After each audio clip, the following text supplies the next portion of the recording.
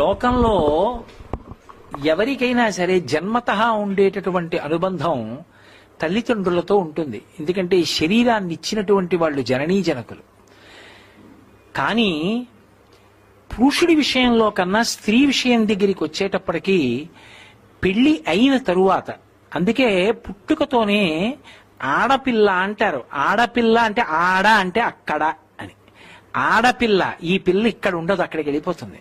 అక్కడ కుటుంబంలో శాశ్వత సభ్యత్వం ఆ అమ్మాయిది. అక్కడ ఇంటి పేరు ఎడుతుంది, అక్కడ గోత్రం వెడుతుంది తప్ప ఇక్కడ ఇంటి పేరు తాత్కాలికం, కొన్నాళ్ళు ఉంటుంది. ఇక్కడి గోత్రం కొన్నాళ్ళు ఉంటుంది. తర్వాత అక్కడిది మాత్రం శాశ్వతం. ఆమె కడుపున పుట్టిన పిల్లలు ఆ వంశానికి చెందిన వారు అవుతారు, ఆ గోత్రానికి చెందిన వారు అవుతారు, ఆ ఇంటి పేరుకి చెందిన వారు అవుతారు.